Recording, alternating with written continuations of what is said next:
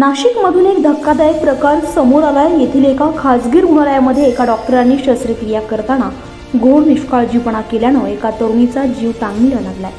एवढंच नाही तर आता डॉक्टर आणि त्याचे नातेवाईक पीडित कुटुंबियांना धमकावत आहेत। सौम्या शशिधर नायर असं या पीडित तरुणीचं नाव आहे।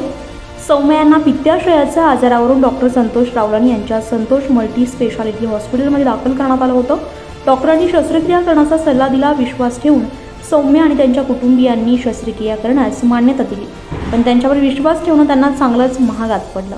डॉक्टर रावलानी यांनी शस्त्रक्रिया करताना घोर निष्काळजीपणा केलाय, त्यामुळे सौम्याची पित्त नलिकाच कापली गेली। इतकंच नाही तर रक्तवाहिन्यांनाही दुखापत झाली। शस्त्रक्रियेनंतर सौम्याची प्रकृती अधिकच खालावली। त्यांना प्रचंड वेदना होऊ लागल्या। सौम्याच्या कुटुंबियांनी डॉक्टरांकडे विचारणा केली तर त्यांनी उडवाउडीची उत्तरं दिली।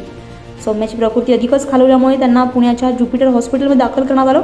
तेथील डॉक्टरांनी सौम्याच्या कुटुंबियांना खरं कारण सांगितलं। डॉक्टर रावलानी यांनी सुरुवातीला आपली चूक मान्य करून सौम्याच्या कुटुंबियांना 11 लाख रुपये देण्याचं आश्वासन दिलं, पण नंतर त्यांनी पैसे देण्यास नकार दिला। डॉक्टर आणि त्यांचे नातेवाईक आता पीडित कुटुंबियांना धमकावत आहेत। सध्या या प्रकरणाची भद्रकाली पोलीस ठाण्यामध्ये डॉक्टर रावलानी यांच्या विरोधामध्ये गुन्हा दाखल करण्यात आला आहे, पण पोलिसांनी अद्याप त्यांना अटक केली नाहीये। ही घटना अत्यंत धक्कादायक आहे। डॉक्टरांनी दाखवलेला निष्काळजीपणा अक्षम्य आहे। पीडित कुटुंबियांना न्याय मिळाला पाहिजे अशी मागणी आता तिच्या कुटुंबियांनी केली है। मेरा नाम सौम्या नायर है। मेरा गॉल ब्लैडर स्टोन का सर्जरी के लिए मैं Santosh multi specialist hospital day care centre Purnima bus stop काटे गली के उधर मैं गई थी सर्जरी के लिए। तो वो डॉक्टर के हाथ से इंजरी हो गया था पित्त नली को, तो उस वजह से मुझे बहुत शारीरिक नुकसान हो गया है। 20 लाख रुपए का खर्चा हुआ पुणे जुपिटर हॉस्पिटल में।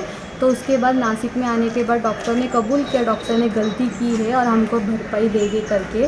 तो भरपाई लेने के लिए जब मैं हॉस्पिटल में गई तो डॉक्टर ने बाउंसर्स, गुंडे और बहुत सारे वकील लोगों को रखा था। एक राजेश आव्हाड़ करके, सुनील तेजाले नाम के लोग थे वहाँ पर। तो उन्होंने गुंडे लगकर हमको धमकी दिया। तो उसी दिन मैंने भद्रकाली पुलिस स्टेशन में जाकर उनके खिलाफ FIR दर्ज करने गई। तो पुलिस वालों ने बोला तब तक हमको सिविल हॉस्पिटल से अहवाल आता नहीं, हम लोग FIR दर्ज नहीं करेंगे। तो अभी एक साल के बाद अभी सिविल हॉस्पिटल से अहवाल आ गया है। तो 27 अगस्त को डॉक्टर के खिलाफ FIR दर्ज हो गया है। तो उनके ऊपर FIR डाला है।